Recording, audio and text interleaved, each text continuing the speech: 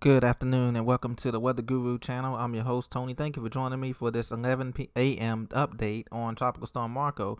Tropical Storm Marco continues to weaken as predicted, and as well, it continues to have most of its convection and thunderstorms well off to the east from the center.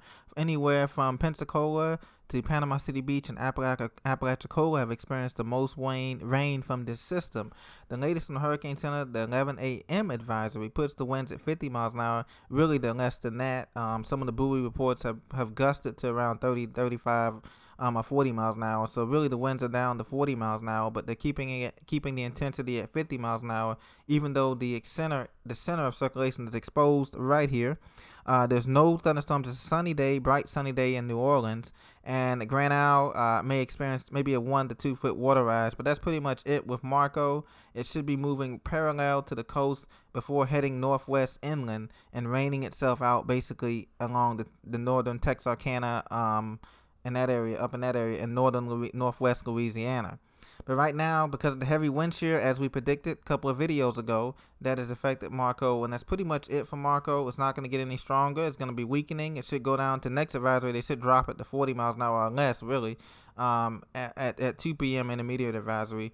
But they probably will keep the intensity at 50 miles an hour just to keep it up. But there's no flight level winds supporting that, and there's no reports on the ground of any tropical storm force winds yet, sustained tropical storm winds. There's been a couple of gusts of 30, 35, but that's not. Tropical storm force winds begin at 39 miles an hour higher, as you know, sustained.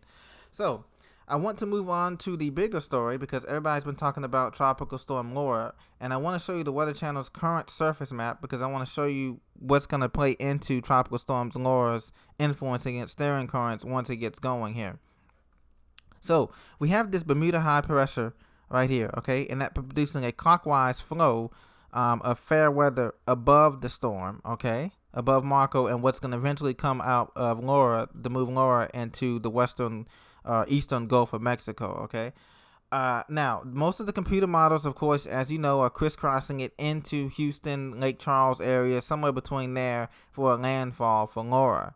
But it's not, and because they're saying that, it's going to strengthen into this major hurricane. The media is playing this up as saying there's going to be a major hurricane, Category 3, and it's going to do all of these things and all of that because of the warm water and low wind shear and blah, blah, blah. We've heard that song and dance before. Okay, all of that is true.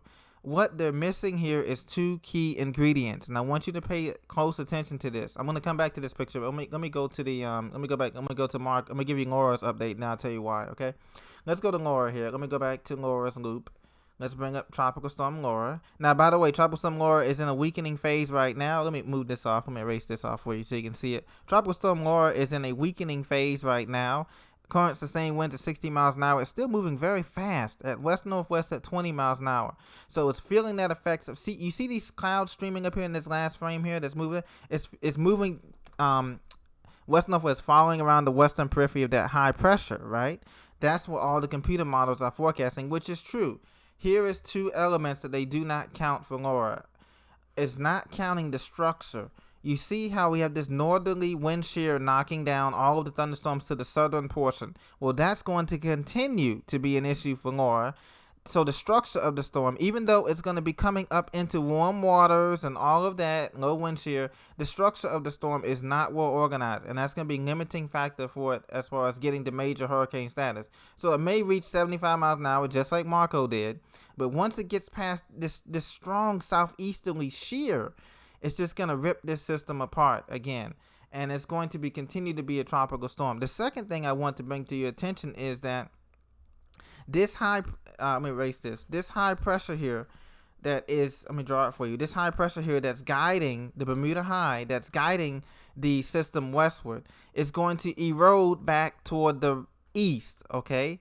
So I'm calling for a weakening high pressure and for it to make that turn to the north much sooner than what they have forecast on this cone. Okay, let me show you again. I'm gonna show you on the other view here. I'm gonna erase this here. I'm gonna show you what a cone is and what a system. Let's go to the cone for Laura, and I'm gonna show you what I'm talking about here. This is gonna be okay. So let's see the satellite. Okay, here's Laura. Let me go on to Laura, and let me show you the warning cone for Laura. Okay, see right here they have the cone. They have the cone going. This is like a 250-mile cone. Okay, let me draw the Bermuda High on here. This is what's steering it is the Bermuda high pressure clockwise, right? Now you see how they have the turn to the north happening late Wednesday, Thursday.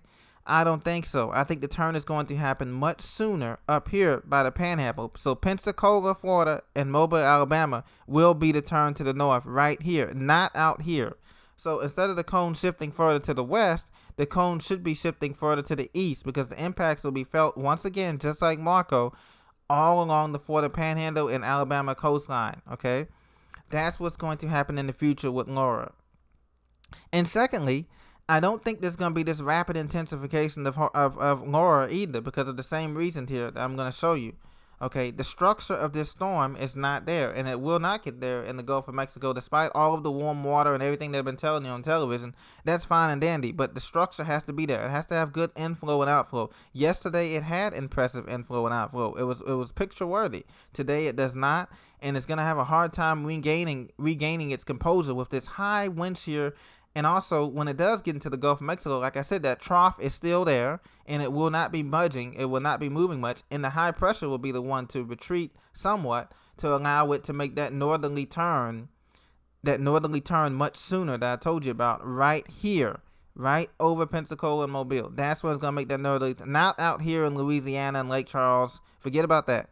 The cone will have to be shifted much so like this. This is going to be the cone. This should be the new cone, but you're not going to see that. The Hurricane Center is not going to mess with this forecast until probably Wednesday.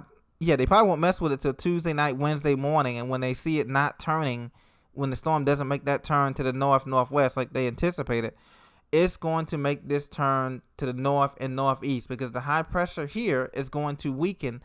The ridge is going to weaken and retreat eastward to allow Laura to come up more north sooner. The turn is going to happen sooner than expected. That's what I'm trying to tell you.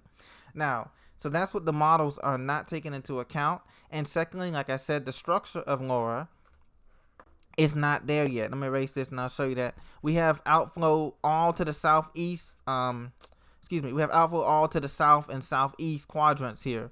But you notice this is devoid. The center is exposed here. Okay, the center is here. It's exposed. There is some thunderstorms trying to develop, but they're not long lasting. They will die out come nightfall, and the system will have to restart. Now, the things that Laura has in its favor for becoming a hurricane is that it has not had much land interaction. The western tip of Cuba is not big enough to give it a budge, a significant weakening. However, if it comes off the tip of Cuba as a tropical depression, let's say it comes off as a depression or a weak tropical storm, like a 40-mile-an-hour storm, and it's not going to have that much time to intensify because, like I said, let me go to the other thing here. And the Weather Channel has aptly noted this too, that it's not going to have enough time to intensify if that turn happens sooner than what everybody's expecting, and that's what I'm predicting. This turn here, all that's got to go. This cone should be shifted east. The turn is going to happen much sooner because we have this trough here. Like I said, that's what's shearing apart Marco. The wind shear is going to stay in place, and the high is going to retreat more to the east. The Bermuda high is going to weaken and retreat to allow Laura to come right up into the panhandle, more over here, more toward Pensacola. But you get the idea. This was the same thing that happened, the pattern back in the day when we had Hurricane Opal and some other little hurricanes that we've had so many years ago. So this is what I believe is going to happen. Please stay tuned for more updates as it becomes available. But this has been the 11 a.m. update for Tropical Storm Marco. By the way, which is dying, and it should be weakened to a depression probably by tomorrow morning, if not sooner. But they're keeping it that way. And so Louisiana, we're blessed. We catch a great break. Our prayers are with those in Jamaica and Cuba and Haiti who had massive flooding. We don't anticipate flooding from Tropical Storm Marco that much. 1 to 2 inches for New Orleans. Florida will get the most rain. Like I said, Apalachicola, 9 inches already reported there. Panama City, Pensacola, places like that will get 3 to 5 inches, but nothing crazy. That will actually help the drought condition until Laura arrives. Now, for Laura, like I said, it'll be the same thing. It's going to be eastern loaded. They're going to have to shift the cone to the east, and that's going to be the issue. So check back more with updates. We've been good on the updates, and so just check back more with us here at the Weather Guru, and we'll keep you on the right path. Have a great day.